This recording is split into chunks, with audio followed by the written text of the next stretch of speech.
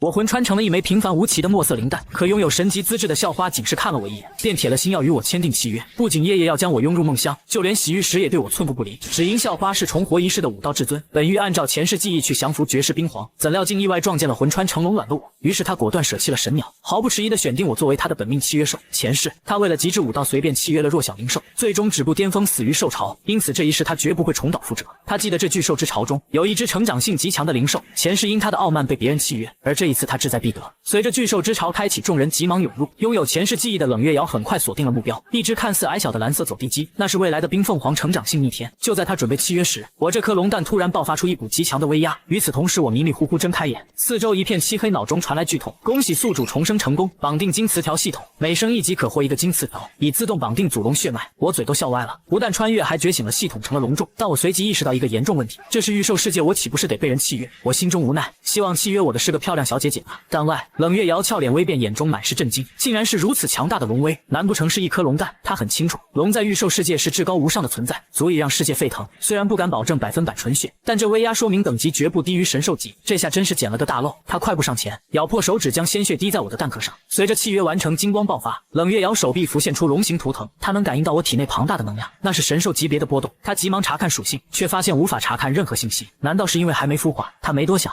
小心地将我抱起，走出巢穴。我感受着身体微妙的变化，有些奇妙。难道我被人契约了？我唤出系统面板，姓名江年，种族龙族，契约者冷月瑶，等级1级，2级可破壳。我去，还真是个女生，可惜没破壳，看不见长相。该不会是黑丝校花吧？小瑶瑶，我能不能快点破壳就全靠你了。出口处，众人正兴奋地炫耀。天赋80的李一璇自信走来，手中拖着那只走地鸡，正是冷月瑶放弃的冰凤凰。众老师一脸难色，李一璇，你天赋这么高，怎么契约只走地鸡？话音刚落，走地鸡仰天长鸣，声震学院。凤鸣，竟是凤凰血脉，院长武林狂喜，这可是仅次于龙族的神级灵兽。李一璇骄傲地扬起脑袋，享受着众人的崇拜。随即所有人的目光看向入口，天赋值99的超级天才冷月瑶，又会带出什么样的灵兽？异变突生，天空瞬间化作深灰色雷声隆隆，黑云竟汇聚成一条虚幻巨龙。院长武林倒吸凉气，天降异象，各方大佬纷纷赶来，场面一度失控。然而当冷月瑶抱着我这颗黑蛋走出时，全场傻眼，没人能感受到蛋内的气息，甚至觉得这就是颗死蛋。一名学员尖叫道：“我知道了，异象是李一璇的凤凰引来的。”众人恍然大悟，纷纷投去羡慕李一璇的目光，而看向冷月瑶的眼神则充满了失望。李一璇忍不住笑出声：“我还以为你能契约什么了不起的灵兽，原来是一颗死蛋。”院长武林也哀叹一声，心中彻底放弃了冷月瑶。冷月瑶看着那只走地鸡，心中冷笑。上一世的冰凤确实选了李一璇，但这一世他拥有的是更恐怖的存在，契约了神级灵兽也没什么了不起。冷月瑶语气冷漠，李一璇怒火中烧：“既然如此，你敢不敢赌一场？1个月后决斗，输的人离开学院，我接受。”冷月瑶回答的极为认真。李一璇兴奋击掌：“1个月后，我要让世人知道谁才是真正的天才。”随着众人离去，这场天才对废物的决斗迅速传遍了整个学院。接下来几天，冷月瑶积极准备着孵化所需，在孵化室里，适量的营养液配合契约者的御兽之力，让蛋内温度不断升高。我感觉自己处在一个无比温暖且柔软的环境中，被紧紧包裹，这感觉奇妙极了，就是总觉得哪里怪怪的。很快，一股浓郁的能量涌入，我开始拼命吸收。随着经验值增加，我离破壳越来越近。冷月瑶就这样守了我3天3夜。随着一阵咔咔声，蛋壳不断出现裂缝，冷月瑶眼中满是狂喜：“小家伙，我可是把全部的希望都赌在了你身上，加油啊，不要让我失望。”我能感受到他的焦虑与期待。终于经验值达到2级，叮！恭喜获得金磁条无限吞噬。我不禁惊呆了，不愧是金磁条奖励，果然逆天。下一秒我直接破壳而出，兴奋地打量四周，看样子是在女生宿舍。我去，还有黑丝！就在我震惊时，一双玉手直接从后面将我抱了起来。我回头一看，整个人都呆住了，简直是仙女下凡。虽然变成了灵兽，但被这种级别的校花契约似乎也不错。冷月瑶异常激动，将我抱到眼前仔细端详。小家伙，真是让我好等啊！刚破壳的我样子有些狼狈，黑色鳞片上带着蛋液，头顶支棱着2只小犄角。冷月瑶看清后瞬间狂喜，竟然是纯正的龙族。他原本只想契约有龙族血脉的灵兽，没曾想竟是纯正真龙。他记得前世最强御兽师驾驭的是金龙，可我是黑色，难道这血脉比金色还要强？想到这，他开心地将我搂进怀里。小家伙，你可真是给了我一个大大的惊喜，好软好香，这就是灵兽的待遇吗？简直是龙生巅峰。他细心地帮我擦拭干净，将准备好的瘦肉递到我嘴边。对了，小家伙，你饿了吧？我早就吞了口唾沫，叼起肉块大快朵颐。叮，吞噬瘦肉+1，获得生命值上限+1。在我进食时，冷月瑶查看起了我的属性，祖龙血脉。他整个人都懵了，2级的基础属性就如此逆天。他露出姨母般的笑容，真可爱。对了，你还没有名字，叫你什么好呢？嘿嘿，先看看你是公的还是母的才对。我去，这么直接，我还没准备好啊！我急忙想跑，却被他一把提溜起来。他一脸坏笑的凑近，呀，居然是公的，那就叫你小妖吧。我歪头思考了一下，无奈地点了点头。小妖，等你填饱肚子，我就带你去下副本升级。5分钟后，我打了个饱嗝。冷月瑶立刻带我奔向九霄学院副本广场，广场上人满为患，各班正有序进入副本。契约了神级冰凤的李一璇，成了众人人争抢的香饽饽进了顶尖的一班，而带着死蛋的冷月瑶被推脱到了最差的9班。月瑶呢？还没来吗？老师有些担心。旁边立刻有人嘲讽：“老师，依我看他是没脸来了。”就是，说不定还在孵化那颗死蛋呢。这时冷月瑶抱着我走了过来，众人看清我后纷纷大笑，这就是那颗死蛋孵化的，长着翅膀的沼泽小狗吗？该不会是随便在地摊上买了一个吧？冷月瑶心中冷笑，这群孤陋寡闻的家伙根本没见过真正的祖龙。班主任徐小燕宣布规则：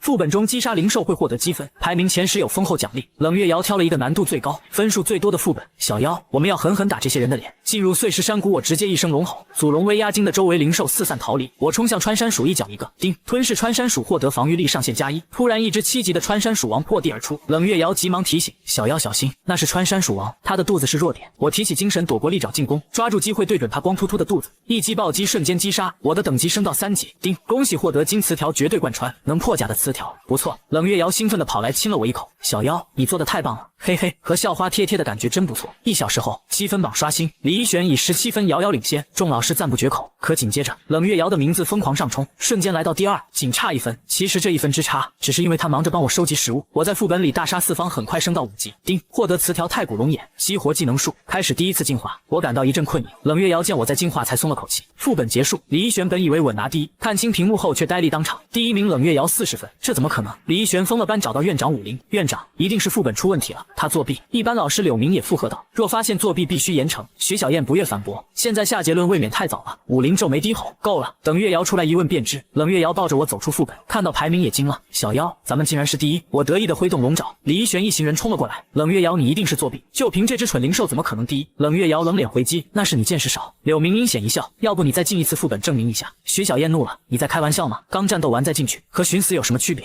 武林站出来制止。好了，前10来我办公室领奖励，散了吧。冷月瑶的好闺蜜欣然一路上都在打抱不平，冷月瑶笑着摇头，我不在乎。来到办公室，李一璇刚领完资源离开，临走前还恶狠狠瞪了我们一眼。武林打量着我，月瑶，这灵兽我从未见过，它究竟是何种？小妖是一只幼年的龙族。武林倒吸凉气，随即摇头失笑，龙族生物整个夏国都不曾见过，怎么可能出现在死蛋里？显然他根本不信，他失望地递出奖励。就在我准备拿奖励时，武林身后传来一阵巨吼，一只巨大的暗金色老虎缓缓走出，身上闪烁着雷电，这是神级灵兽玄雷神虎。冷月瑶惊讶道，武林略显自豪，是天煞，勉强达到准神兽吧，他不喜生人。玄雷神虎死死盯着我，我懒散地睁开眼，哪来的小老虎？神虎感觉被嘲讽，爆发威压向前迈步，我冷哼一声飞向空中，祖龙威压彻底爆发，刚才还高傲的神虎瞬间像双打的茄子一样趴在地上瑟瑟发抖，武林也被压得喘不过气，脸色惨白。冷月瑶赶紧把我抱下来，不好意思院长，小妖太调皮了。武林瘫软在沙发上，眼中满是恐惧。回宿舍路上，冷月瑶小声问小妖，刚才是他在示威吗？我比划了一下，他扑哧一笑，就知道我的小妖最棒，但下不为例哦。回到宿舍，欣然兴奋地扑上来，月瑶你太棒了，这小家伙好可爱，给我抱抱。我高傲地抬起头，本龙可是很高冷的，但冷月瑶捶了我一下，真是一只小色龙。不过今天你是大功臣，我帮你洗澡，好好放松一下吧。幸福来得太突然，从浴室出来后，欣然已睡着。冷月瑶发现没买灵兽窝，小妖，今晚先和我挤一碗吧。她把我抱进怀里躺下，感受着少女的体温和体香，我心跳加速，这让我怎么睡得着啊？第2天灵力测试，徐小燕拿出水晶球，今天测试灵力值，这是进阶见习御兽师的关键。轮到冷月瑶时，台下议论纷纷，突然讲台爆发刺眼白光，100灵力值，她成为见习御兽师了。冷月瑶意料之中的笑了笑，接着徐小燕带她前往初始之森进行最终试炼。森林门口，李一璇已经在等着了。冷月瑶没想到你也来了。冷月瑶淡淡回应，你都能来，我就不能来。旁边天龙学院的人也凑过来嘲讽，九霄学院还能出2名见习，这不是契约死蛋那个吗？准备抡着蛋砸死灵兽。我刚想爆发龙威，却被冷月瑶按住。小妖，先让他们嚣张一会，过几天再打他们的脸。我无奈地点了点头，怒火渐渐平息。等人都到齐后，众人带着各自的灵兽进入初始之森，我跟随冷月瑶最后才走进森林。他看了眼任务清单上的5样物品，兴奋地挥了挥小拳头，这些东西都不难弄。小妖，我们出发。我也挥舞着龙爪，迫不及待想要升级，等级达到15级就能开启第2次进化，真不敢想象会有多帅。凭借前世记忆，冷月瑶带着我迅速搜寻，很快遇到了第1只凶兽。与学院副本地位温和的灵兽不同，这里的凶兽更具攻击性。还没等冷月瑶指挥，那只兔子就冲了过来。我低吼一声，口中喷出太古龙炎，强大的火焰瞬间将草丛连同凶兽烧成飞灰。冷月瑶直接呆立当场，这威力简直是大炮打蚊子。就在此时，身后传来破空声，我迅速飞身挡下攻击，触发了灵甲防御。虽然鳞片稍微擦花了点，但伤害几乎减免。冷月瑶连忙提醒小妖小心，这是后甲龟，防御很高，瞄准头部攻击。我微微一笑，护甲高，是我一击绝对贯穿。我飞至他头顶，狠狠抓下，在词条加持下，龟壳如同纸糊般瞬间撕破，他当场去世。叮，恭喜宿主升级，自动抽取词条洞察之眼，有了这词条，以后就能看穿凶兽的信息了。随后几波凶兽全被拿下，我的等级顺利来到5级。天色渐暗，冷月瑶清理出一片空地，烤起肉来，我开心的大快朵颐。虽然能吃生肉，但哪有烤肉香？无限吞噬不断触发，我的经验值稳步提升。冷月瑶却忧心忡忡，这里血腥味重，会不会引来暗夜狼？如果超过10只，甚至引来暗影狼王就麻烦了。我飞上前蹭了蹭他的脸，暗暗想到，有我在，管他什么狼王都是块肉。冷月瑶深吸一口气，在我的额头亲了一口，小妖加油，今晚就看你的了。果然狼嚎升起，一只硕大的狼头钻出树林，正是15级的精英级凶兽暗影狼王，他身后还跟着20多只暗夜狼。我用洞察之眼扫过，他的数值远超之前的对手。我淡淡一笑，管你是狼王还是狗王，今天都别想走了。我振翅冲向狼群，冷月瑶也迅速开启了防护罩，我抓起一只炮灰狼摔死，随即发动太古龙炎清空杂鱼。暗影狼王高高跃起，利爪在我翅膀上留下3道血痕，好在祖龙血脉恢复力惊人，几秒钟伤口便愈合如初。我调整状态与他对撞，龙爪与狼爪交锋，强大的冲击力摧毁了周围树木。随着我发力，狼王剑路败响，他竟控制小弟挡在身前。我轻蔑一笑，太古龙炎全功率爆发，连同挡箭牌将其一并化为灰烬。叮，成功击杀狼王，升级至7级，自动抽取词条，全力剥夺。这词条竟能让目标永久失去技能，简直变态。我正查看属性，冷月瑶已经蹲在灰烬里翻找兽核了。小妖快来，找到了给你烤肉吃，功夫不负有心人。我们找到了一颗红色结晶，冷月瑶一喜，暗夜狼的牙齿、兽核还有精英灵兽血液都齐了，只剩2个物品了。天亮后，我们继续深入寻找3色鹿角和凝神花。3色鹿性情温顺，但其鹿角蕴含奇异能量，常遭围杀。终于，我们在水池边发现了它的踪迹。冷月瑶连忙把我抱进怀中，压低声音：3色鹿非常敏感，一定不能让它跑了。我们正踮着脚靠近，草丛另一侧突然出现了天龙学院的周彤和宋红彩。冷月瑶低声道：小妖，这次看你的了，鹿角绝不能落入他们手上。我重重地点了点头。对面2人也发现了我们。宋红才不屑道：九霄学院的人都是废物，不用理会。他们率先动手，周彤指挥烈焰虎吸引注意，宋红才则让幻音符发动次声波。3色鹿像喝了迷魂汤般倒在地上，眼看2人要得手，冷月瑶急忙下令：小妖就是现在，螳螂捕蝉，黄雀在后。我也坏笑一下，直接冲了过去。冷月瑶走出草丛，周彤2人非但不怕，反而嘲讽道：想做黄雀也得有实力，赶紧带着你的废物灵兽滚。他身边的烈焰虎龇牙咧嘴的向我走来，我用洞察之眼扫了一下，一只9级烈焰虎，一只8级幻音符，就这等级也敢叫嚣？我飞向高空，祖龙威压瞬间爆开，在血脉压制下，烈焰虎4肢贴地，骨骼咯吱作响，空中的幻音符直接坠地，动弹不得。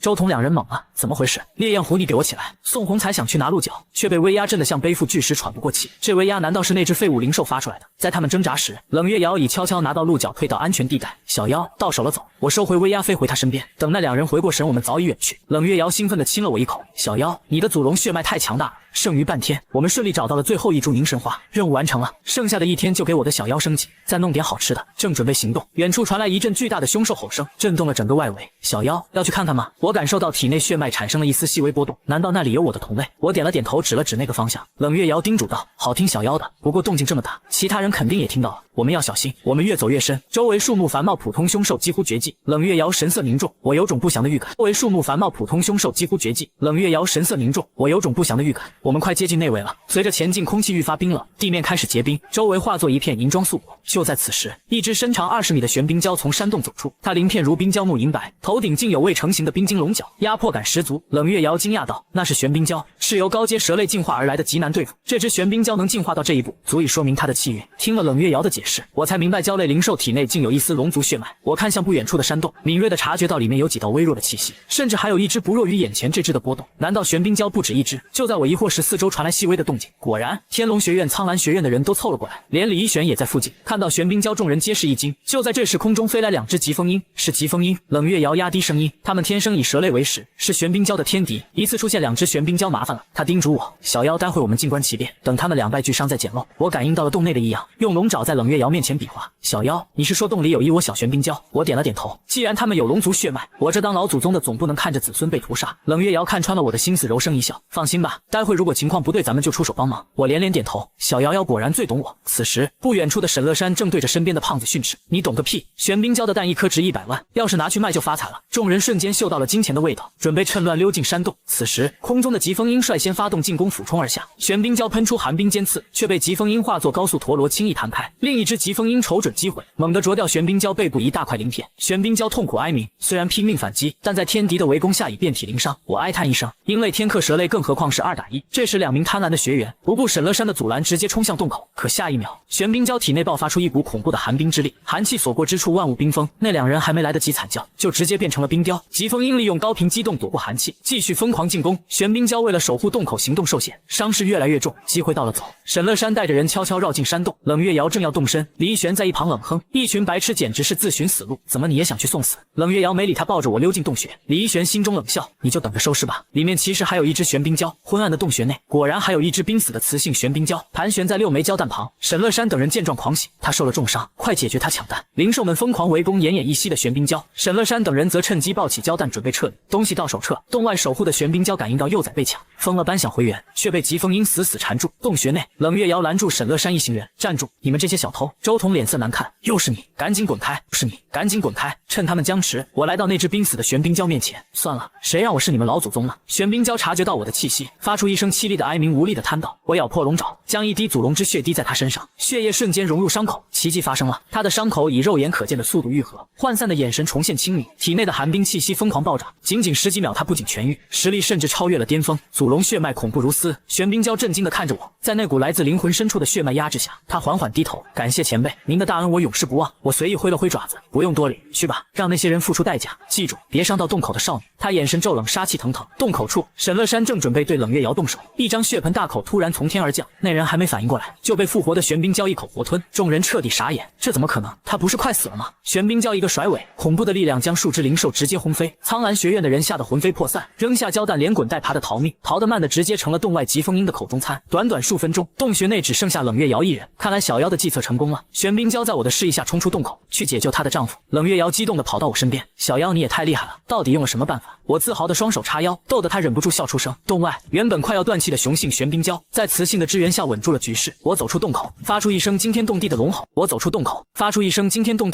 这一声龙吼让疾风鹰彻底丧失战意，带着伴侣落荒而逃。此时雄性玄冰蛟已只剩一口气，雌性玄冰蛟跪倒在我面前：“前辈，求您救救他！”我愿献出自己的寿核。冷月瑶于心不忍：“小妖他好可怜，你快救救他吧！”我无奈摊爪，再次滴出一滴龙血，奇迹再度上演。雄性玄冰蛟残破的身躯迅速重组，实力瞬间攀升至顶峰。2只玄冰蛟感激涕零，连连跪拜：“前辈再造之恩永世不忘。”他们眼神交流后对我说：“前辈请跟我们来，有东西要赠予您，您的伴侣可能会需要。”在他们的带领下，我们来到洞穴最深处，玄冰蛟撞碎了一面冰墙，里面竟是一处巨大的矿脉，寒铁矿，竟然有这么多。冷月瑶震惊了，这种矿石能极大提升寒冰系灵兽的实力，还能制作极品防御盔甲。小妖，你的盔甲有着落了。冷月瑶开心的忙着采集，这是雄性玄冰蛟衔来一株通体晶莹、流淌着淡蓝色灵液的灵草，前辈请务必收下。冷月瑶发出一声尖叫，玄冰龙涎草竟然连这种级别的稀有灵草都有。他解释道：“这是冰系灵兽突破瓶颈的核心材料，珍贵程度无可估量。”他眸中满是喜悦。小妖，这株草药如果处理得当，用处大的惊人。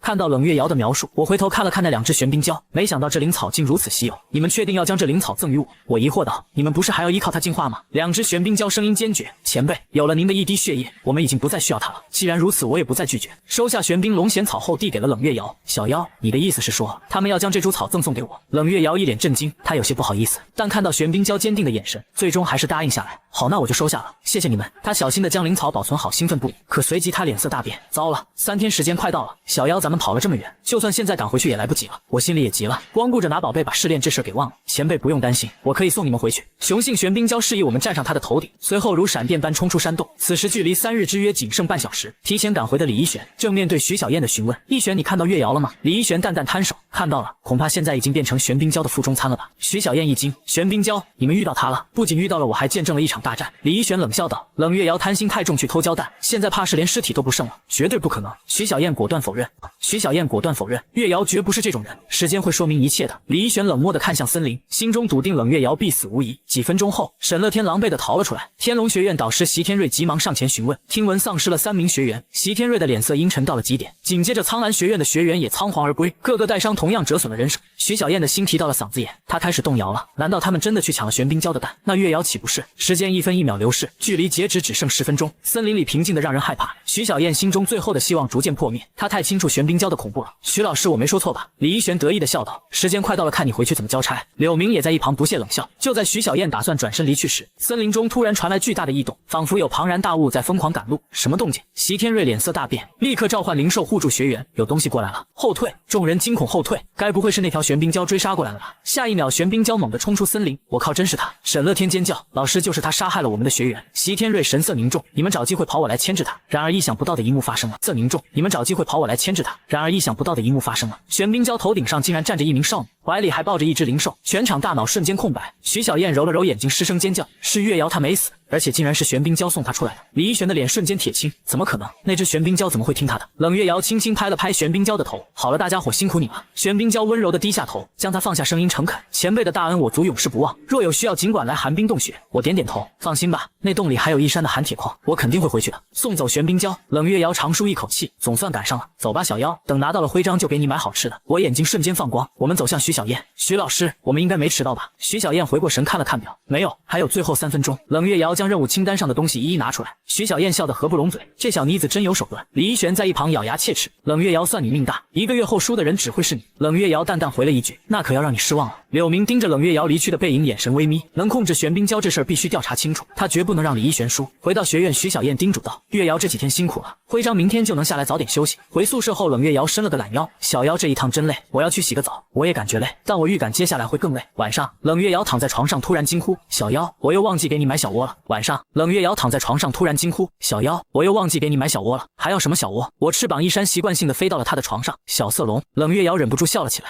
第二天，冷月瑶拿到了见习御兽师徽章，有了他在学院就方便多了。徐小燕提醒他，其实力未达标前千万别接初级任务。冷月瑶乖巧点头。随后，他带着我直奔凌渊城最大的锻造工坊，准备用那些寒铁矿打造装备。路上偶遇了欣然，冷月瑶拉着他一起走进工坊。前台小姐依兰礼貌迎接，请问有什么可以帮您的？这里有一些寒铁矿，要打造几套装备。依兰愣住了，一套装备包括胸甲、腿甲等5件极其耗材，请问是要打造几套？冷月瑶竖起3根手指，先打造3套吧。这时主管苏湖路过，冷嘲热讽道，现在真是什么人都有，吹牛不打草稿。依兰你这眼力不行，这种学生能拿出1200枚寒铁矿。欣然气愤理论，苏湖却指着冷月瑶的徽章不屑道，一个见习御兽师哪来的这么多稀有矿石？周围的人也纷纷围拢过来指指点点，我看这家伙极度不爽，狗眼看人低，待会看你怎么被打脸。冷月瑶神色平静，如果我拿出了这1200枚寒铁矿，你又该怎么样？苏湖冷笑，你要是能拿出来，我就从这里滚着出去。依兰想劝阻，却被苏湖狠狠骂了一顿。要是能拿出来，我就从这里滚着出去。依兰想劝阻，却被苏湖狠狠骂了一顿。冷月瑶微微一笑，摘下储物戒指，下一秒，寒铁矿如流水般倾泻而出，100枚、500枚、1000枚。苏湖的笑容逐渐僵硬，全场惊呼连连。我的天，这得值多少钱啊？欣然也看呆了，凑在冷月瑶耳边问哪来的。冷月瑶小声逗他，告诉你个秘密，像这样的矿，我还有一整座矿山呢。冷月瑶看向呆滞的苏湖，怎么样，要不要清点一下？苏湖不信邪，颤抖着手一块块数起来。15分钟后，依兰计数道，已经1367枚了，剩下的估计还有1000多枚。苏湖嘴角一抽，差点昏过去。既然没问题，那就履行赌约吧。冷月瑶和欣然让开一条路。苏湖脸色涨红，咬牙道，今日留一线，他日好相见。我可是凌渊城苏家的人。听到苏家人群瞬间安静，冷月瑶眼神一冷，看了我一眼，我早就等不及了。我飞上高空，祖龙威压骤然爆发。苏湖吓得哆嗦后退，你要干什么？依兰快拦住他！依兰等人站在原地一动不动，心里正偷着乐呢。我直接一爪将苏湖拎了起来，像扔垃圾一样把他扔出了大门，赶紧滚蛋！苏湖在门外跌得狼狈，还敢放狠话。好，九霄学院是吧？我记住你们了。我看他还不闭嘴，口中太古龙言开始汇聚。苏湖吓得连滚带爬逃离现场。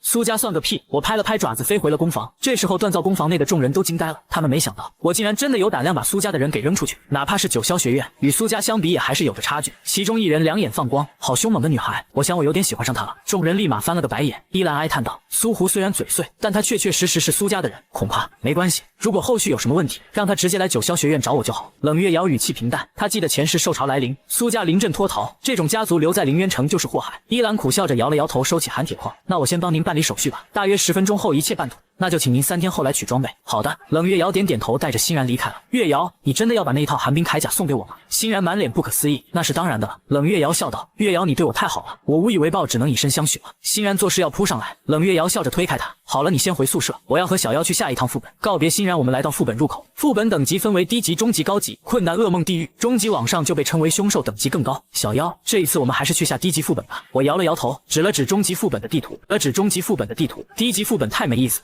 中级才有挑战性，经验也多。好，那就中级。冷月瑶轻轻触摸屏幕进行筛选，副本名称失落王城，副本等级15到25级，通关条件需击杀副本 BOSS。小妖这个怎么样？我点点头，检测到您的灵兽等级未达到要求，请谨慎选择进入。冷月瑶有些迟疑，毕竟我现在才7级，我直接用爪子触碰屏幕开启副本，没关系，我无敌。那好吧，一切小心。冷月瑶检查了一下储物戒指，带着我踏入黑色传送门，周围的人都吓了一大跳。冷月瑶下的是中级副本，那不是初级御兽师才敢进的吗？很快，这消息就传到了院长武林的耳中。月瑶太自大了。中级凶兽最低都是15级，这下麻烦大了。传送结束，我们竟然身处一片荒无边际的沙漠，我懵了，这给我干哪来了？沙漠求生吗？这副本好像和我想象中的不太一样。冷月瑶观察着四周，我则开始寻找凶兽。既然来了，就在这里完成第2次进化吧。突然，沙子底下钻出一只蝎子，发动偷袭，我迅速飞向空中。小妖小心，这是沙漠毒蝎。冷月瑶连忙启动防护罩，它们的毒素极强，一旦被攻击到会神经麻痹。我开启洞察之眼，凶兽沙漠毒蝎，等级15级，技能沙地穿刺、蝎毒、沙盾，这面板比暗夜狼王还高。我心中一惊，随即俯冲而下，龙爪与双鳌猛烈对撞，火星4溅。我心中一惊，随即俯冲而下，龙爪与双鳌猛烈对撞，火星4溅。我有鳞甲防御，抵消了大部分物理伤害，却没挡住负面效果，已进入中毒状态，持续扣血5秒。我顾不上这些龙爪疯狂连击，虽然它攻击高但防御一般。毒蝎逼急了，尾刺乱扎，却被我一把抓住尾巴，用力一扯，它的尾巴被生生撕了下来。毒蝎想钻地逃走，我一个预判走位狠狠拍下，击杀沙漠毒蝎，经验值加70，等级提升至8级，获得抽取次数。恭喜获得金词条混乱大师，攻击时有15%概率让目标陷入混乱，甚至攻击自己。继续，我兴奋地在周围搜寻，5分钟后又撕碎了一只毒蝎，等级提升至9级，恭喜获得金词条，无限吞噬进化。我不禁狂喜，进化后的词条不仅能吞噬奖励，击杀凶兽获得属性点和进化点的概率也大幅提升。我的经验包们别躲了，小妖别急，我跟不上了。冷月瑶在后面喊道。我突然停住，沙漠底下有东西在缓慢移动，我俯冲一爪拍下，本以为能秒杀，结果对方只扣了2点血，地面剧烈颤动，一只体型足有20米的巨物窜了出来，头顶带着毒刺印记，这他娘是蝎子吗？小妖小心，这是沙漠蝎王。冷月瑶脸色惨白，他有23级全身带毒，千万不要贸然出手，这15级的等级差距怎么弥补？我扫了一眼面板，凶兽沙漠蝎王，等级23级，3项属性快破100了，真是难缠。我挥动龙爪冲了上去，敢和本王硬碰硬，找死！蝎王咆哮，我丝毫不退，血量扣得再多也要攻，我有金词条，只要触发1次你就死定了。终于在连续对撞中，混乱大师触发了，目标已进入混乱状态，我心中一喜，立刻飞向空中脱离战斗，利用祖龙血脉快速恢复生命值，而下方的蝎王开始对着空气疯狂乱炸，甚至炸到了自己。沙漠蝎王生命值减10，恢复完状态，我绕到他后方喷出太古龙炎，烫死本王了！蝎王脱离了混乱，愤怒地喷出大片腐蚀性毒，我快速闪躲，他见打不到我，竟转头冲向冷月瑶，先宰了你的人类！我瞬间急了，俯冲追击，一发龙炎再次命中，蝎王自知必死，疯狂搅动流沙形成巨大漩涡，要把冷月瑶吞噬。小妖接住我，冷月瑶拼命冲刺跳跃，我稳稳将他接住带向安全地带，而身后的蝎王在火焰中哀嚎，生命值流尽，被活生生烤熟了。击杀沙漠蝎王，经验值加144，获得沙影护符、秘境钥匙、技能书沙暴等，等级提升至10级，各项数值大幅提升。我没急着抽词条，先看道具，沙影护符能增加闪避，秘境钥匙能开启隐藏副本，隐藏副本还是蝎王的宝藏。我打量四周，如果能找到他的藏宝地，那可就赚大了。至于沙暴技能在沙漠地形中有奇效，我查看面板，基础数据大幅提升，还奖励了进化点和技能点。冷月瑶担心地抱住我，小妖没有受伤吧？我摊开爪子，左边是兽和右边是秘境钥匙，一把钥匙。冷月瑶意识到这不普通，上一世他也曾靠这种钥匙找到宝藏。小妖，你把兽核吸收了吧？成功吸收，经验值加30，攻击防御魔法各加10。我们在附近寻找大门，趁这时间我分配了点数，成功升级龙爪撕裂 LV2，增加流血效果，点亮技能龙血沸腾，消耗生命值换取高额攻击，配合祖龙血脉的恢复力，我成了永动机。进化点则点亮了鳞甲防御 LV2 和飞行 LV2，实力的提升让我信心倍增。我还顺便吃了蝎王肉，竟然吃出了天赋天生毒体。最终我们在西南方发现了一处洞口，我扇动翅膀吹散细沙，露出通道。冷月瑶举着火把抱着我走进黑暗，洞内死寂。不知走了多久，我们来到一处开阔地，前方赫然是一道石门。我敏锐地感知到危险，拦住冷月瑶。前方亮起4道红光，一只巨大的木棍从天而降，尘烟散去，站着的是2只半兽人。小妖，半兽人视力不好，但嗅觉灵敏，头部是弱点。冷月瑶躲进安全处，开启防护罩。我扫过面板，半兽人25级，防御150，两只半兽人配合默契，一个持棍一个持盾。我喷出太古龙炎，盾牌半兽人立刻格挡，持棍的则趁机投掷武器。好家伙，还会打配合，但我发现龙炎效果极佳，盾牌已被烧毁大半。我找准机会，又使持棍半兽人发动野蛮冲撞，他一头撞在石墙上，陷入眩晕。我冲到他身后，发动部分巨大化，我的右爪瞬间增大数倍，快赶上他的半个身子。我狠狠拍下，虽然他用肚子防御，但依然被拍得血肉模糊。另一只半兽人怒吼着冲来，我再次巨大化龙爪与之硬碰硬，幸运地触发了流血效果，受伤的半兽人开启了狂暴化，疯狂投石。我将双翼巨大化护在身前挡住碎石，随后右爪再次变大，猛地将他拍进地底。击杀半兽人经验值加150，等级升至11级。剩下那只也进入狂化，我直接开启龙血燃烧，攻击力飙升，仅一个照面那只半兽人就被秒杀。击杀半兽人获得兽和盾牌等。我解除技能进入虚弱状态，大口宠息，肚子立马饿了。冷月瑶宠溺地摸摸我的头，大功臣让你尝尝我的手。他麻利地割下最精致的半兽人肉，制作成肉排位。体力恢复后，我抽取了金词条，恭喜获得亿万暴击，10%概率暴击伤害翻倍，且杀敌越多概率越高。字条，恭喜获得亿万暴击，10%概率暴击伤害翻倍，且杀敌越多概率越高。我查看面板数值再次暴涨。冷月瑶递来肉排，小妖饿了吧？我大口吞咽吞噬半兽人肉，获得生命值加50，经验值加29，攻击加24，防御加31。天赋超长嗅觉，等级提升至12级，离15级进化只差3级了。我又抽取了一次金词条，恭喜获得词条融合，攒够3次金词条可融合出神话词条。神话词条有多强，我对此充满期待。吃饱喝足后，冷月瑶拿着钥匙走向大门，钥匙拧动沉重的大门缓缓开启，一人一兽怀着激动的心情向门后的宝藏走去。进入古城后，我们才发现这里完全不是预想中的藏宝室，而是一处诡异的沙漠古城。身后大门紧闭，所有的建筑都由黄沙构成，透着浓浓的死气。我的目光死死盯着远处的沙漠王座，那里残留着一股极其强悍的气息。小妖，我们进入失落王城的隐藏副本了，千万要小心。冷月瑶话音刚落，空旷的王座上沙尘飞扬，很快汇聚成一道灰色的诡异人影。一遇到隐藏 BOSS 沙漠君主阿尔赫斯，30级。冷月瑶脸色凝重，他前世曾带灵兽闯过隐藏副本，深知其恐怖。我却兴奋起来，隐藏 BOSS 的经验值绝对能让我完成第2次进化。阿尔赫斯缓缓抬头，手中凭空现出一柄权杖，闯入领地折死。小妖，我不了解这只 BOSS， 我会尽快观察出他的弱点，你千万小心。我点点头，双翼一阵冲向前方。冷月瑶则迅速躲入暗处寻找破绽。我开启洞察之眼扫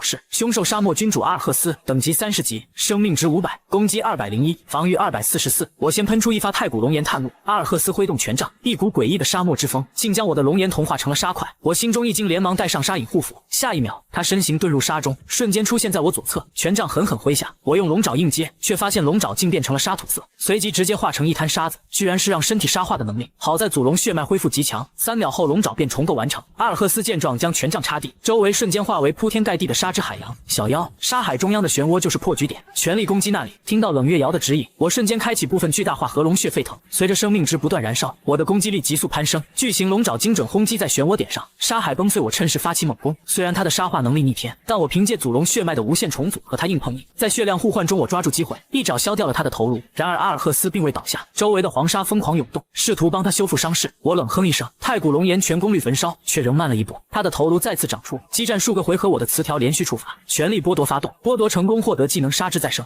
回合我的词条连续触发，全力剥夺发动，剥夺成功获得技能杀之再生。混乱大师，目标进入混乱状态，龙爪撕裂，目标进入流血状态，鳞甲防御，反弹部分伤害。我狂喜不已。失去再生能力的阿尔赫斯在混乱中胡乱挥动权杖，甚至伤到了自己。我绕到他身后，再次补上一发太古龙炎。阿尔赫斯生命值骤降至100。就在这时，他身体剧烈膨胀，竟变成了一条巨大的沙虫。糟了，隐藏 BOSS 进入第2阶段了。我凭借超长嗅觉锁定了他遁地的方位，俯冲猛拍，生命值所剩50。可惜局部强化时间已到，我陷入了短暂虚弱。阿尔赫斯仅剩上半身冲出沙地，我拼尽最后力气挥爪相撞，触发亿万暴击，伤害翻倍。阿尔赫斯生命值彻底清零，我从空中掉落，被冷月瑶稳稳接住。小妖，你竟然越了18级击杀隐藏 BOSS， 你是我的救世主。他眼角湿润，紧紧抱着我。通关隐藏副本，获得称号沙漠中的独行者，获得经验值加640，等级升至15级，检测到等级达到15级，开启第2次进化。巨大的困意袭来，我陷入沉睡，一道白光迅速将我包裹成一个巨大的白蛋。冷月瑶在周围布下防护罩，利用进化的等待期在古城中搜寻。他很快找到了阿尔赫斯的宝库，惊喜连连。传说级宝物沙之皇冠，可驱使沙漠灵兽；传说级宝物石之沙漏，拥有时间回溯与加速能力。此外还有沙漠铠甲和空间锚点，这一次真的赚翻了。加速能力。此外还有沙漠铠甲和空间锚点，这一次真的赚翻了。他开心地收起宝物，守在我身边。此时九霄学院外，冷月瑶已失踪3天，武林院长忧心忡忡，而李一璇正得意洋洋地开启终极副本。冷月瑶，看来你是没法赴约了。李一璇认定冷月瑶已死。副本内，我周身的白光正在发生翻天覆地的变化。冷月瑶满怀期待，看着这枚比沙虫还大的白蛋。小妖，你进化后究竟会变成什么样子呢？随着最后3分钟流逝，我的进化进入尾声，只听见咔嚓一声，白蛋裂开一条巨大的缝隙。3秒钟后，白蛋彻底炸裂，完成第2次进化的我终于破壳而出。哇，好大！小妖，你怎么会变得这么大？冷月瑶惊讶地捂着小嘴，她想过我会变大，却没想到会如此夸张。此刻的我四肢粗壮有力，爪锋如刃，翼膜上覆盖着坚硬的黑色鳞片，鳞片纹理中隐约流动着暗金色的血液纹路，压迫感十足。头部的棱角角更具威严，脊背凸起锋利骨刺，尾巴修长有力，体型直接暴涨到了30米。我低头看向冷月瑶，她此时在我眼中竟如同蚂蚁一般小巧。丁，完成第2次进化，奖励天赋大小控制，可随意控制体型，最大不超过当前上限。基础数据已达到当前阶段最高，继续提升需特殊材料突破。我迫不及待地打开系统面板，生命值999，防御999，魔法999，攻击999，速度999。看到这清一色的999，我整个人都懵了。刚才我还不理解基础数据最高是什么意思，现在彻底懂了。真不愧是龙族啊，这数据简直逆天。现在才第2次进化，第3次进化后该有多强？至于突破材料，看来这又是小瑶瑶的工作。我心中暗笑，有了大小控制这个天赋，这次副本之行真是大赚特赚。冷月瑶也查看着我的数据，心中万分震惊。哇，小妖，你的数值全是999，这也太恐怖了吧！同等级的凶兽绝对没有能超越你的。但随即他嘟起小嘴，有些失落。可是小妖，你现在变得这么大，我都抱不住你了。听到这话，我立刻发动大小控制，身形迅速缩小，变回了原来的模样。冷月瑶惊喜道：“小妖，你能随意控制体型吗？”我点点头，变大固然帅气，但那样就没法和小瑶瑶贴贴了。小小的也很可爱嘛。他激动地将我抱在怀里，亲昵蹭了蹭。对了，副本时间快到了，我们快出去吧。此时九霄学院外，李一璇正准备进入终极副本，就在他踏入传送门的前1秒，最左侧的入口突然亮起光芒，那里怎么也出现传送门了？有人出来了，该不会是冷月瑶吧？不可能，他肯定死在里面了。在众人的议论声中，冷月瑶抱着我走出了副本。哇，小妖，还是外面的空气好啊！冷月瑶抱着我走出了副本。哇，小妖，还是外面的空气好啊！冷月瑶开心地深吸了一口气，全场瞬间鸦雀无声。许久，班主任徐小燕才冲上前，满脸担忧与责备：“月瑶，你没事吧？你才刚成为见习御兽师，怎么能下终极副本？这太危险了。”冷月瑶脸一红，尴尬地点头：“好的，徐老师，我知道了，让您担心了。如果不是因为我是龙族，遇到隐藏 BOSS 怕是真出不来了。”准备进副本的李一璇脸色瞬间阴沉，怎么可能？他居然平安无事，不过是运气好罢了。他拍了拍肩头那只已经完成1次进化，隐约有凤凰雏形的走地鸡，心中狠狠咒骂2句，走进了副本。院长武林也赶了过来，他看了冷月瑶一眼，随即目光死死锁定在我身上。他心中大骇，这小家伙的气息发生了翻天覆地的变化，这种压迫感连我都感到恐惧。难不成他真的是龙族？如果真是龙族，九霄学院必将成为4院之首，甚至在整个夏国掀起腥风血雨。武林强压震惊，挥手遣散众人。好了，都散了吧。月瑶，你辛苦了，先回宿舍休息。回到宿舍，冷月瑶疲惫地躺在床上，我也打了个哈欠，趴下就睡。连续几天的战斗确实累坏了，欣然带着饭菜赶来，一进门就数落：“月瑶，你也太冲动了。不过还好你没事。”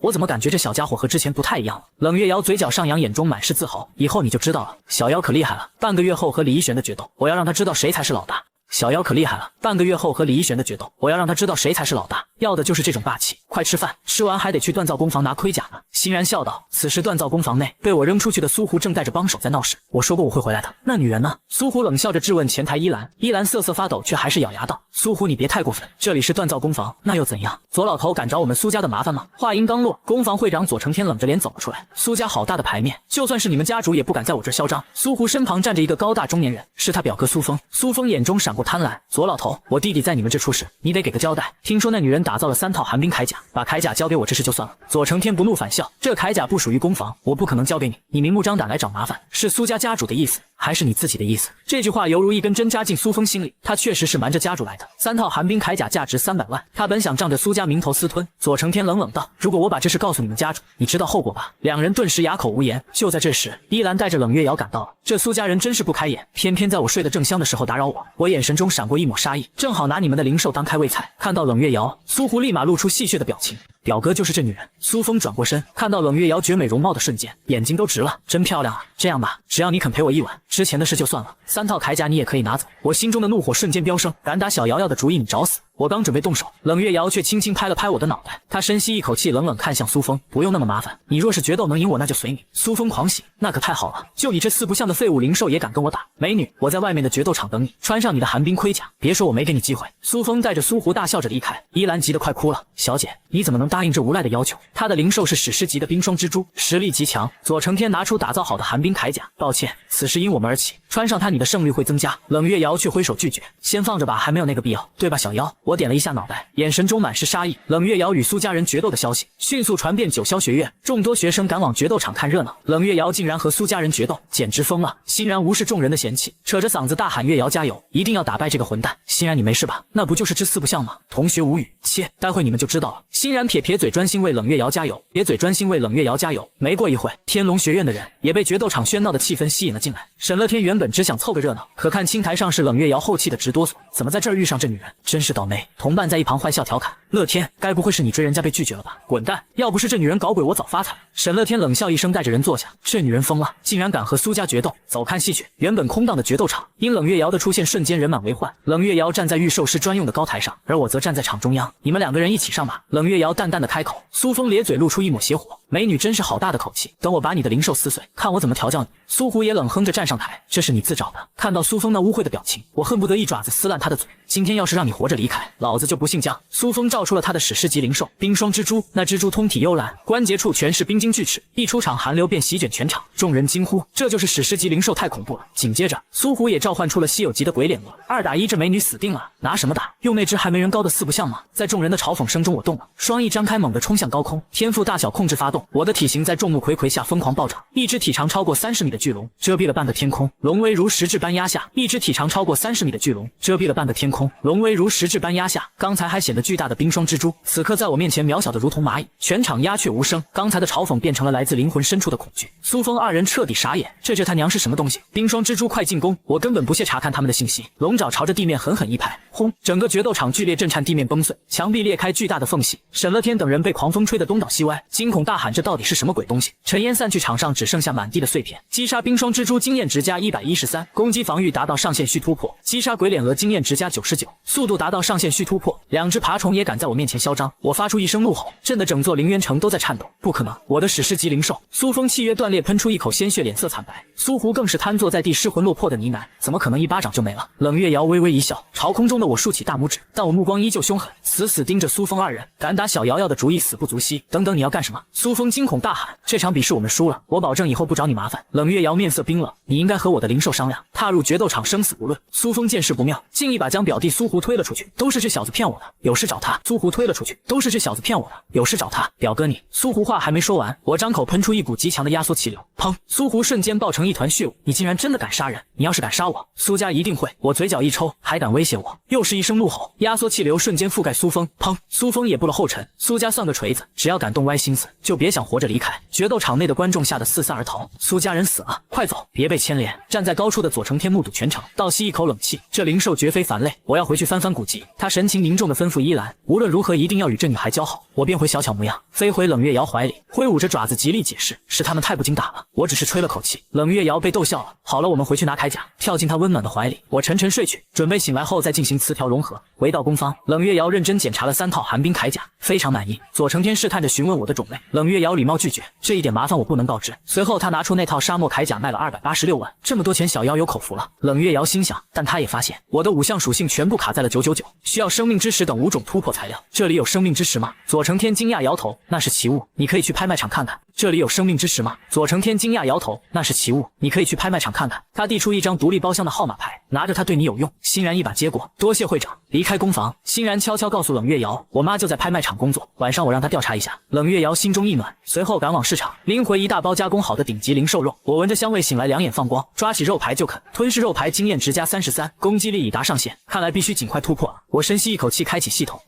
开启词条融合，叮，消耗3个金词条融合开始。融合完成，恭喜获得神话词条龙渊的回响。我去，这金词条的名字听上去就不一般。我兴奋地查看龙渊的回响的信息，神话词条，彩色，利用特殊秘法可复活死去的龙族。我瞪大了眼睛，竟然能复活死去的龙族。继续往下看，复活条件极其苛刻，收集散落各地的龙魂星沙，拥有龙族记忆片段，遇到时会有感应。收集足够星沙后，用龙神之瞳查看召唤地点，召唤仪式需在月圆之夜进行，以召唤者之血开启龙渊之阵。注：复活后的龙族将完全听从召唤者命令，若有违背，灵魂将被永世囚禁。我彻底震惊了。冷月瑶见我吃肉排吃到一半，突然停下，疑惑道：怎么了小妖，这肉排不合胃口吗？我回过神来摇了摇头，继续啃肉排，心里却翻江倒海。这就是神话词条的威力吗？果然逆天，御兽世界里肯定不止我一条龙，搞不好有100条1000条。兽世界里肯定不止我一条龙，搞不好有100条1000条。如果把它们全复活，那岂不是侏罗纪时代重临？到时候小瑶瑶掌握着这么多龙族，绝对能成为天下第一御兽师。为了小瑶瑶成为第一御兽师，也为了我早日收获龙族小弟努力，我挥舞着龙爪斗志昂扬。冷月瑶一头雾水，小小妖今天怎么了？睡了一觉这么开心。欣然在一旁坏笑，该不会是梦到母龙了吧？我给了他一个鄙视的眼神。冷月瑶被逗笑了。好了，我把小妖突破需要的材料写下来。冷月瑶一边写一边说，我心中感动，小瑶瑶真贴心。趁这时间，我查看了技能树和进化树，目前有8点技能点和16点进化点，扣除6点技能点，升级龙爪撕裂 LV3，流血概率提升至60，扣除2点技能点，点亮音波咆哮 LV1，可打断施法并附带眩晕，降低目标对龙威的抗性。这2个技能非常实用。接下来是进化点，扣除6点进化点，升级鳞甲防御 LV3，反弹伤害提升，并有 45% 概率吸收攻击，转化为自身攻击力，扣除1点进化点，点亮毒牙注射 LV1，可分泌麻痹毒液，扣除9点进化点，点亮雷暴龙尾 LV1，释放雷电造成固定伤害并附带麻痹，分配完毕实力再次大增。这时欣然打完电话欣喜道，月瑶我们走运了，明天拍卖会上有生命之石和攻击之石，不过价格可能有点小贵，没关系，我刚好有些东西可以卖。冷月瑶去了趟学校商店，把用不上的道具全换成了钱，加上卖沙漠铠甲的钱，我们现在手头有650万，只要没人捣乱，拿下突破材料应该没问题。回到宿舍，我跳到欣然背上踩来踩去，你这女人竟敢对本龙动手动脚，看我不踩死你！当然我没用力，反而像是在帮她按摩。欣然舒服的直哼哼，我翻了个白眼，跳回冷月瑶床上睡觉去了。第二天一早，冷月瑶带着我和欣然来到陵园城拍卖场，看着熟悉的环境，冷月瑶苦笑。前世她在这里因为冲动抢宝物，引发了一场大战。欣然的母亲季青走了过来，小然这是你朋友吗？妈，这是我最好的朋友冷月瑶。对了，昨天左会长给了我们一块牌子。冷月瑶拿出那块号码牌，季青瞳孔微震，这是锻造工会会长左成天的牌子，有了它不仅有专属包厢，结账还能打8折，我们都惊了，没想到这牌子这么有牌面。冷月瑶无奈一笑，原来他是想让我欠个人情，算了，有8折也不错。在季青的带领下，我们来到2楼视野极佳的包厢，桌上还摆着各种小吃，我毫不客气的胡吃海喝起来。季青叮嘱道，这次拍卖会来了很多大人物，千万别和他们发生冲突。我一边嚼着肉排一边想，大人物只要不抢我的突破材料就行。拍卖会开始，场内确实有不少强悍的气息，一名身穿旗袍的妖娆女子走上台，拍卖正式开始。第一件拍品幽冥果，起拍价1万。身穿旗袍的妖娆女子走上台，拍卖正式开始。第一件拍品幽冥果，起拍价1万，最终以3万2成交。欣然不解，一个普通幽冥果怎么这么贵？冷月瑶笑道，你看看那拍卖师的举止，很多男人是见色起意，豪掷千金故意抬价的，希望待会咱们拍生命之石时，这群家伙别来捣乱。拍卖进行了50分钟，终于轮到了我们要的东西。各位，此物名叫生命之石。旗袍女子打开盒子，能大幅提升灵兽生命值，甚至在濒死时提供保护，起拍价3万。话音刚落，立刻有人出价。2楼的一个包厢传出浑厚的声音，100万。全场瞬间鸦雀无声。我去，苏家出手了，这还怎么抢？大部分人果断放弃，只有个别人头铁报了103万。苏家管家淡淡接到130万，这下彻底没人敢吱声了。冷月瑶微微一笑，举起牌子，150万。全场哗然，那包厢是谁啊？竟然敢和苏家抢东西？听声音还是个女生。苏家包厢内，家主苏文翰冷笑一声，有意思。管家继续，170万，200万。冷月瑶毫不退让，210万，220万。我在包厢里气得直磨牙。对面包厢的人明显是在恶意抬价，竞拍持续了1分钟，价格一路飙升到297万。苏文翰见达到了目的，笑着摆手，好了，我们就是玩玩，没必要和人家抢，重头戏在后面。管家停止了叫价，297万一次成交，恭喜这位小姐。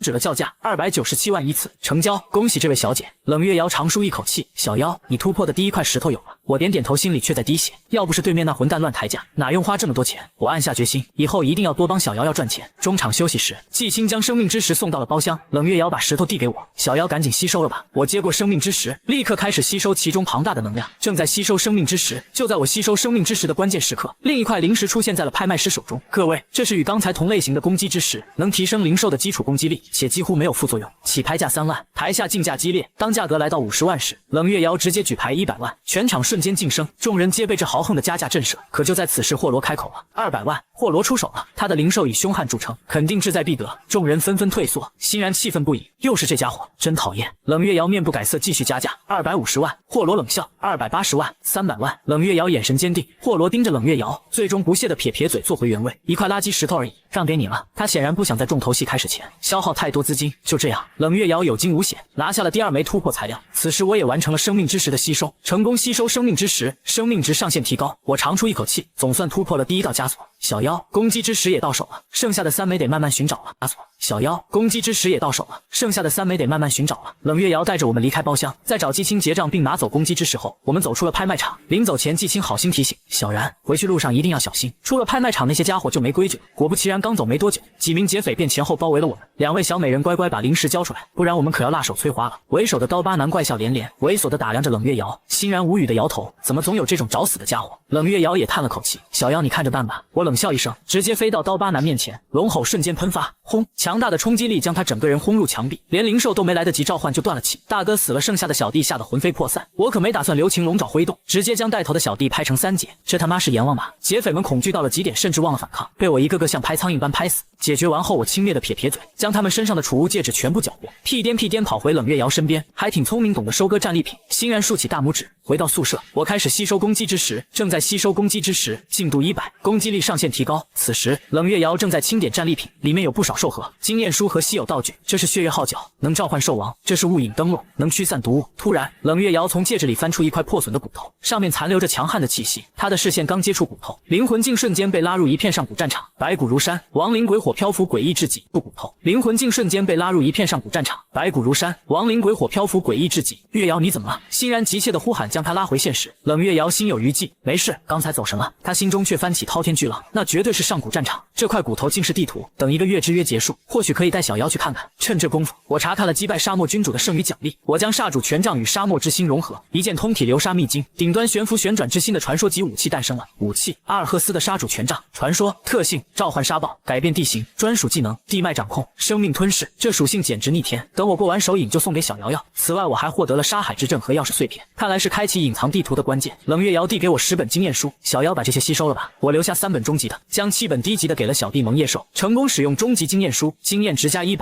我舔了舔嘴唇，等级又要提升了。不知道李一璇那女人的凤凰肉好不好吃。就在这时，九霄学院外迎来了一位不速之客，苏家2把手苏阳。他大摇大摆闯入学院，吼声震动半个校园。武林出来见我。武林院长面色阴沉地赶到广场。苏阳，九霄不欢迎你。少废话，冷月瑶杀我苏家人，让他滚出来偿命。九霄不欢迎你。少废话，冷月瑶杀我苏家人，让他滚出来偿命。苏阳冷笑着打了个响指，一只体长10米、双头冰火交替的巨蛇凭空出现，散发出半神兽的恐怖威压。武林心中一惊，这家伙的灵兽竟然进化到了半神级，他的玄雷神虎只是准神级，等级压制下局势瞬间变得被动。天煞！武林怒吼，玄雷神虎爆发威压与之对抗，两股威压撞击产生的冲击波瞬间摧毁了广场，树木被连根拔起，学员们被压得喘不过气，若非院长抵挡，恐怕早已五脏俱碎。武林，别白费力气了，让那女人出来，我就不伤害这群兔崽子。苏阳嘴角闪过冷笑，他能感觉到玄雷神虎的威压正在减弱。此时，我正抱着一大堆刚买的肉块，和冷月瑶走出商店，听到广场的动静。冷月瑶脸色一变，广场出事了，走去看看。当我们赶到外围时，眼前的景象惨不忍睹，广场化作废墟。武林院长嘴角挂血，单膝跪地，玄雷神虎也遍体鳞伤。武林，只要你把那女人交出来，我立刻掉头就走。苏阳得意洋洋。武林吐出一口淤血，艰难站起。失算了，半神级竟然如此强大，既然如此，那我只能……就在武林准备祭出杀招时，我跟在冷月瑶身边走了过来。院长，这里究竟发生了什么？为了不让苏阳认出冷月瑶，武林急忙挡住他，没喊出名字。你究竟发生了什么？为了不让苏阳认出冷月瑶，武林急忙挡住他，没喊出名字。你来这里干什么？快走！可苏阳还是从武林担心的眼神中发现了端倪，应该就是你吧？杀了苏湖和苏峰的凶手，你是什么人？冷月瑶淡声问道。跟我走一趟吧。苏阳几乎确定了目标，武林一个闪身拦在前面。月瑶，快走！你不是他的对手。院长，事情因我而起，我怎么能逃避呢？我刚嚼完嘴里的肉块，对着那只双头蛇嚣张的开口：人是我杀的，有问题。双头蛇立马向苏阳汇报：主人，是这只四不像杀了他们。行，那就连人带兽一起抓回去。苏阳冷笑，双头蛇眼中满是不屑，根本瞧不起我这个小不点。四不像，跟我走吧。我冷笑一声，气息开始疯狂攀升。不过是一条泥鳅，真把自己当成龙了？你也配这么和我说话？小妖小心一点，千万不要伤到大家。冷月瑶嘱咐道。院长抱歉，广场可能要重新装修了。武林还没反应过来，我的体型便迅速增大，眨眼间我已化作一尊庞然巨物。那条数10米长的双头蛇在我面前瞬间变得如同泥鳅。武林双眸惊恐瞪大，整个人如遭雷击。龙，这是龙。他想起古籍中的记载，这模样有8分相似，绝对是至高无上的龙族。他心中狂喜。月瑶之前说的是真的，我有生之年竟然见到了真龙。之前说的是真的，我有生之年竟然见到了真龙。此时，就连见多识广的苏阳也懵了，那股来自灵魂深处的压迫感让他几乎窒息。灵兽光大有什么用？要的是硬实力，双劲给我上！然而冰火双头蛇呆立原地，动都不敢动。龙族对蛇类有着天然的血脉压制，即便他勉强达到半神级，在真正的龙族面前也毫无还手之力。周围的学员们更是被吓得窒息，这种巨物恐惧症让所有人陷入恐慌。这是龙？不可能，死蛋里怎么可能孵化出龙族？我眼神冷漠地俯视着下方，不过是条泥鳅，也敢在祖宗面前叫嚣，跪下唱征服。随着一声龙吼，祖龙威压席卷天地，无数灵兽瞬间血脉受压，不由自主地朝着我的方向跪倒。半神级的双头蛇和准神级的玄雷神虎也齐齐臣服。苏阳脸色惨白，嘴唇颤抖，难道这真是传说中的龙？他意识到九霄学院惹不起，竟果断放弃灵兽，转身向校外疯跑。必须报告家主，围剿九霄捕获龙族，小家伙千万不能让他跑了。武林急忙大喊。我本无动于衷，直到冷月瑶开口：小妖别让他跑了。我双翅一扇瞬息而至，苏阳正要捏碎传送光标，我直接一声龙吼，恐怖的力量将他五脏六腑震碎，光标落地而碎，苏阳吐血气绝。为他的狂妄付出了代价。我缩小身子，来到那头不断磕头的双头蛇面前，还没尝过蛇肉呢。我舔了舔嘴唇，老祖饶命，我愿献出寿盒。我知道苏家不少秘密。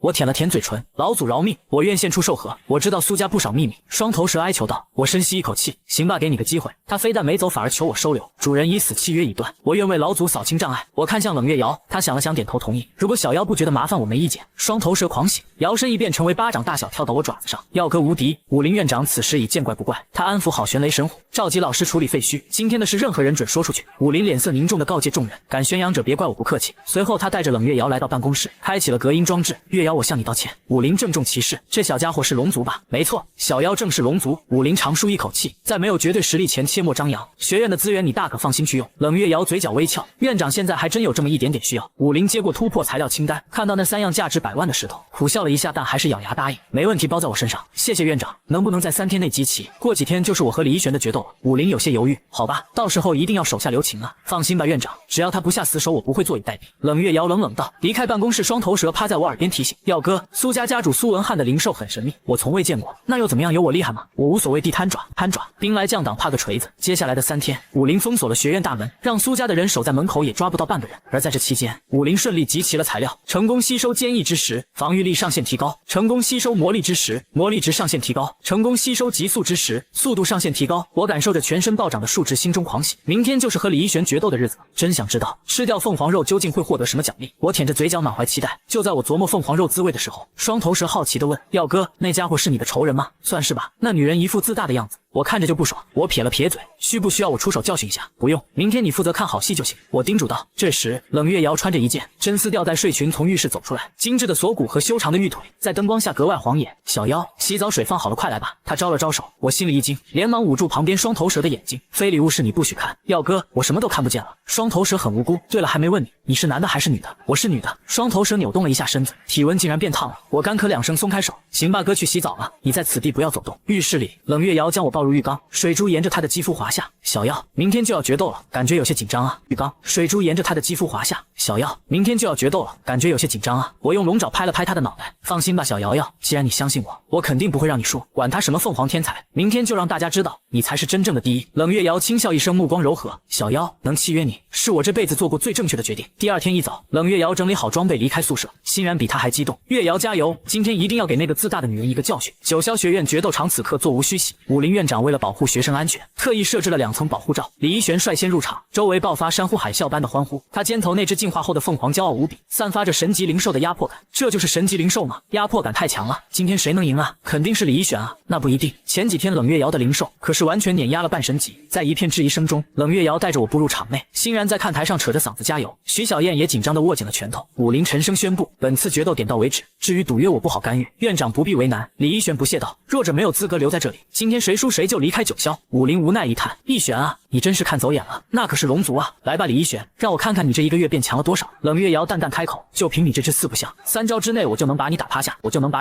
李一璇冷笑，放心，我会让你永远在我的阴影下活下去。我兴奋地挥舞龙爪，早就想尝尝凤凰肉了。随着2人登上御兽台，决斗拉开帷幕。极寒领域，冰霜凤凰展翅高飞，寒冰能量瞬间覆盖整座决斗场，连空气都被封印。看台上的观众被冻得直打颤。领域技能，真不愧是神级灵兽。我冷笑一声，有意思。受到寒冰环境影响，攻击速度抗寒属性小幅减弱。我飞向空中，口中太古龙炎急速汇聚。随着等级提升，龙炎威力早已今非昔比。一道烈焰轰向场中，瞬间融化了冰封，灼烧效果迅速袭向凤凰。冰霜凤凰煽动冰翼掀起寒流，才勉强扑灭火焰。我开启洞察之眼，名称冰霜凤凰，等级15级，攻击843，防御963，技能凛冬之息、涅槃、寒冰幻影等，数据不错，但在我面前还太嫩。音波咆哮，我突然发动一声龙吼，冰霜凤凰闪避不及，翅膀被波及，生命值减少30%，对龙威抗性下降50%，眩晕标记+1，凤凰立刻反击，无数冰锥如闪电般射来。我先用龙爪拍碎近前的攻击，飓风吹飞余下的冰锥，身形如鬼魅般瞬移到他面前，速度竟然这么快。李一璇心头一颤，不过我的小蓝防御是无敌的。小妖，攻击他的翅膀。冷月瑶下令，我龙爪力量暴涨，绝对贯穿发动，没用的，你的攻击打不破防御。李一璇依旧不屑，砰，那一爪落下，凤凰引以为傲的绝对防御瞬间炸成了碎片。什么？李一璇脸色大变，小兰快反击！冰霜凤凰汇聚能量撞向我，我丝毫不惧，挥爪硬汉，触发龙爪撕裂鳞甲防御混乱大师，目标已进入混乱状态。我狂喜，概率提升后就是好用。我飞回高空，看着凤凰在此刻胡乱攻击空气，看台上一片哗然。凤凰怎么在打空气？眼花了。2楼老师们却看出端倪，是混乱状态。这小家伙竟然有这种稀有技能。柳明依然淡定，小手段而已，我的学生3招之内必赢，没用的。李一璇邪魅一笑，小兰受到的负面状态3秒后就会转化为寒冰能量。凛冬之息，果然凤凰眼中蓝光一闪，流血和混乱瞬间解除，他疯狂舞动双翅，寒气凝成冰刃，口中能量急速汇聚。小妖小心！冷月瑶忍不住提醒，我没躲反而做了个挑衅的动作。凤凰被激怒，毁灭性的寒冰冲击猛然轰出，柳明嘴角挂起胜券在握的笑容。结束了，那只4不像要变成冰雕了。我缓缓张嘴，音波咆哮叠加太古龙炎，火焰与寒冰在空中对撞，巨大的冲击波让保护罩剧烈震颤。学员们感觉左边炎热如火，右边冰冷刺骨，怎么可能？冷月瑶的灵兽竟能挡住这种攻击？李一璇急了，小兰不能输，但龙炎以碾压之势融化了寒气，直接命中凤凰。李一璇急了，小兰不能输，但龙炎以碾压之势融化了寒气，直接命中凤凰。冰霜凤凰生命值持续减少，灼烧效果持续触发，凤凰发出痛苦长鸣。还没等他缓过神，我已俯冲而下，雷暴龙尾，我将尾巴巨大化，带着狂暴的雷电狠狠砸在他的脑袋上。冰霜凤凰被生生拍进地底，砸出一个深坑。李一璇尖叫出声，在那一刻，他心中涌起了一股不祥的预感。小兰的防御力极强，连终极凶兽的全力出手都伤不到他分毫，可今天怎么会被一只废物灵兽打趴在地上？这不可能，这绝对不可能！李一璇失声尖叫，你只不过是一只废物灵兽，怎么可能释放出实力如此强大的攻击？随着冰霜凤凰被我一巴掌扇趴，场外立刻爆发出一阵哗然。我去，李一璇的凤凰怎么被他一尾巴抽翻了？速度太快了，我根本没看清。那名眼镜少年此时冷笑一声，我之前就说过这灵兽不简单，他连苏家人都能吊起来锤，你们居然还觉得他是废物？别忘了这小家伙还能变大呢！众人面面相觑，满脸惊恐，真的假的？我靠，这到底错过了多少大场面啊！2楼高台看到李一璇尽显颓势，武林苦笑着摇头，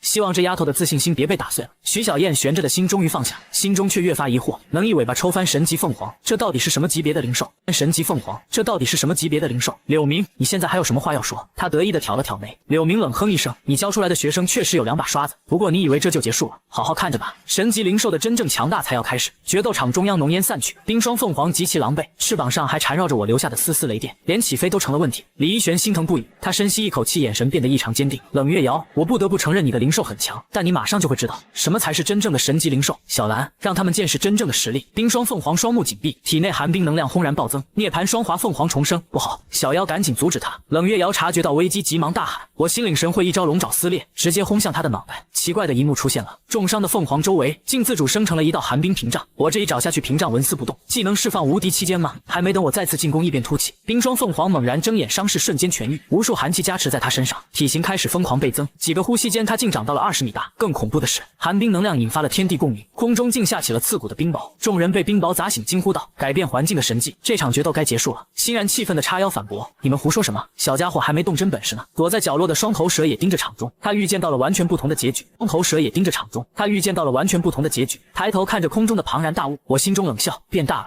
有意思。李一璇面带冷傲，冷月瑶投降吧，你打不赢我的，差距不是靠小手段就能弥补的。冷月瑶非但不慌，反而觉得好笑。李一璇，你该不会以为自己已经赢了吧？不然呢？你还有什么机会？冷月瑶微微一笑，对我打了个手势，小妖该用杀手锏了。我心领神会，下一秒我的体型也开始剧烈增大，在众人惊骇的目光中，我恢复了本尊大小，体型完全压制了冰霜凤凰。原本巨大的凤凰此刻在我面前就像只弱小的小鸡仔。李一璇呆若木鸡，嘴巴张成 O 型，这怎么可能？为什么他也能变大？竟然比小兰还要大！2楼老师们惊掉了下巴，难道他也是神级灵兽？我怎么从来没见过这种样子的神兽？柳明的脸色阴沉如水，这他娘怎么可能？一定是障眼法。我俯视着眼前的冰凤冷笑道，小样的，不是只有你能变大，小爷我变得比你还大。看台上那些见过我变身的学员终于能显摆了，早就说他不简单吧，今天这胜负可悬了。一名细心的女生惊呼，你们发现没，从头到尾冷月瑶都没指挥，她全是靠本能在战斗。众人倒吸一口凉气，这灵兽的灵智难道比人类还高？太可怕了。此时李一璇表情狰狞，局势完全超出了他的掌控，就算变大了又怎样？小兰动手，寒冰幻影，冰霜凤凰的身影瞬间虚化1分为3，冰幻影，冰霜凤凰的身影瞬间虚化1分为3，什么？竟然还会分身？冷月瑶一惊，但随即眼神坚定，小妖，我们也不用留手了，我也觉得是时候放开了。李一璇挥手怒吼，小兰凛冬之息，别留手！3只凤凰齐齐咆哮，寒冰能量3倍汇聚，呈三角之势将我封死，根本不留逃跑空间。冷月瑶该结束了，我环顾四周，血液开始沸腾，这就最后的杀招吗？既然这样，那就给我跪下吧！吼！我体内的祖龙血脉彻底激活，祖龙威压之下万物臣服，即便你是高贵的凤凰，在祖龙面前也得俯首称臣。这一声怒吼直冲云霄，恐怖的能量瞬间震碎了周围所有的防护罩。掌管罩子的老师们当场吐血，连武林院长也喷出一口鲜血，满脸惊骇。糟了，防护罩破了，这家伙也太乱来了！在这股威压下，全场灵兽瑟瑟发抖，缩在主人怀里。这一吼甚至让整个凌渊城都颤动了几分。一道恐怖的白色光柱冲天而起，四大家族和另外三大学院的强者纷纷冲出门，惊骇地看向九霄学院的方向。那是半神级以上的威压，九霄学院出什么事了？柳天龙、司徒鸾等院长化作闪电，朝着九霄学院疾驰而去。决斗场内，我再次怒吼，那两道寒冰分身直接被震成碎渣。什么？李一玄吓得花容失色。小兰，你是高贵的凤凰，不能输啊！可是，在祖龙威压面前，冰霜凤凰体内的能量急速枯竭，本能的想要跪拜。